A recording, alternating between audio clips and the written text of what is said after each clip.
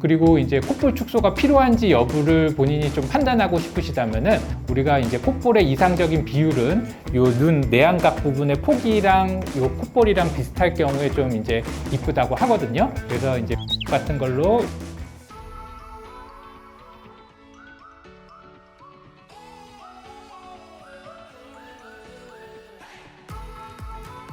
안녕하세요. 원진 성형외과 이혁재 원장입니다. 보통 웃는 얼굴에 불만족이신 분들을 보면은 코 퍼짐 때문에 고민이신 경우가 많습니다. 그거 그럼 성형적으로도 개선하기 좀 쉬울까요? 네, 코 퍼짐도 성형 수술로 개선이 가능합니다.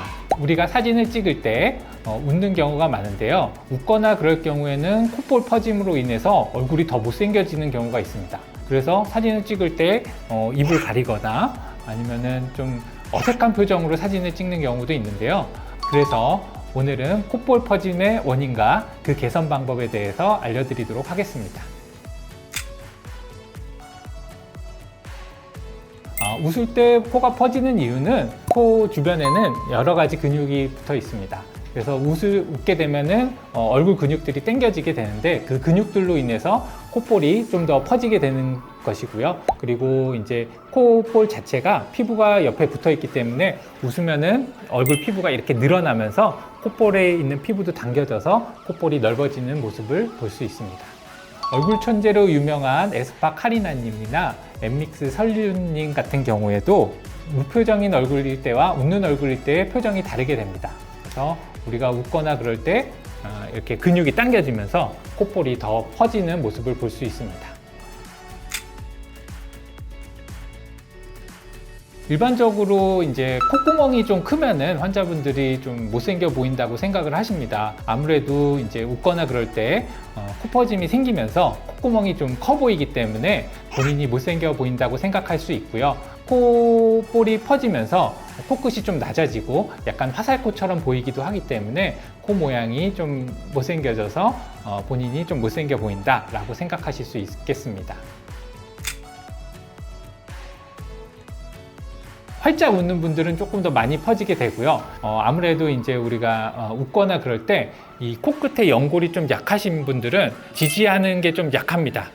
그렇기 때문에 요 콧볼이 좀 더 많이 퍼지게 되고요. 코끝에 연골이 좀 강한 분들은 웃을 때도 요 연골이 버텨주기 때문에 콧볼이 조금 더 덜 퍼지게 됩니다.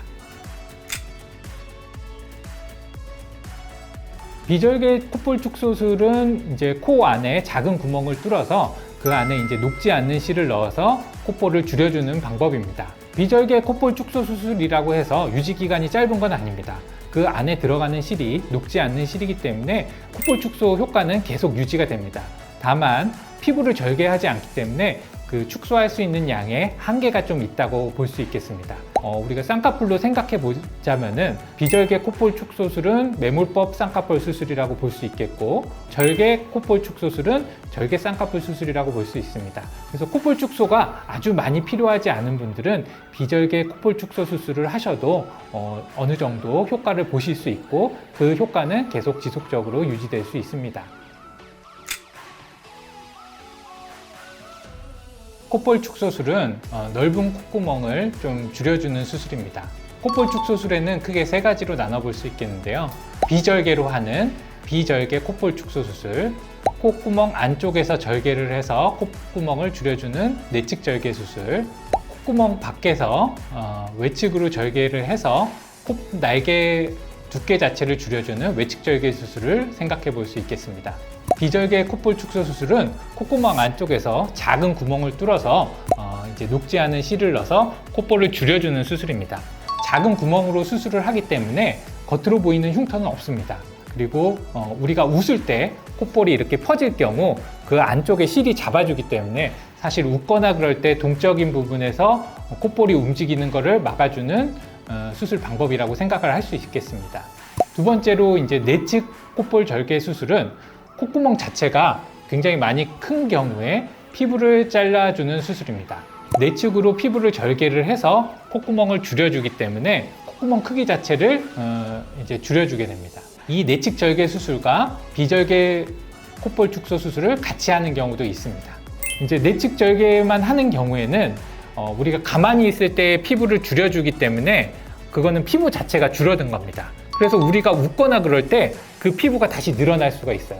그래서 내측 절개를 하면서 비절개로 실로 한 번 더 잡아주면은 우리가 웃거나 그럴 때 이렇게 퍼지는 증상이 좀 줄어들 수 있습니다.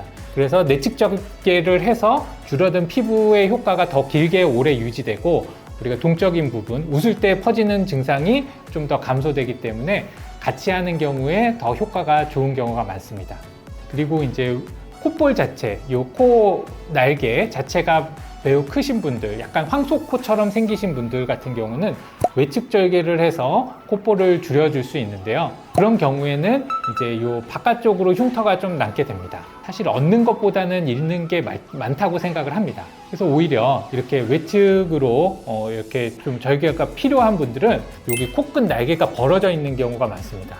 그리고 코끝이 좀 낮고 화살코처럼 돼 있는 경우가 많아요. 그래서 오히려 이제 그런 분들은 코끝을 좀 올려주면은 이런 외측 절개 콧볼의 효과가 있기 때문에 그런 외측 절개 콧볼 축소 수술보다 코끝을 좀 높이는 수술을 하시는 게 더 효과적이라고 생각을 합니다.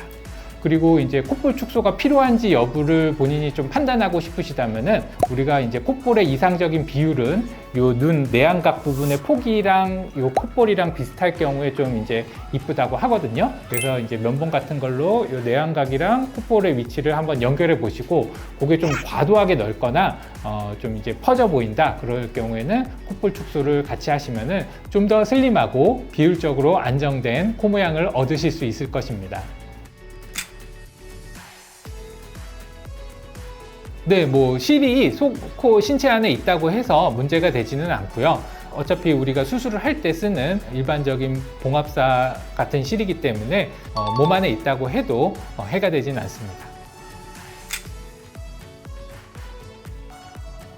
콧볼 축소 수술을 하려면은 본인의 코 상태를 잘 알아야 됩니다. 콧볼 축소만 단독으로 한다기보다는 전체적인 코의 밸런스를 잘 맞추는 게 중요하기 때문에 본인의 코끝과 콧볼 사이의 관계 아니면 전체적인 얼굴에서 콧볼의 비율 그리고 콧볼 자체의 모양 그런 것들을 잘 생각해서 수술 방법을 선택하는 것이 중요하고요. 또 콧볼 축소도 디자인도 굉장히 중요합니다. 디자인을 어떻게 하느냐에 따라서 굉장히 어색한 콧볼, 뭐 삼각형 같은 콧볼이 나올 수도 있고요.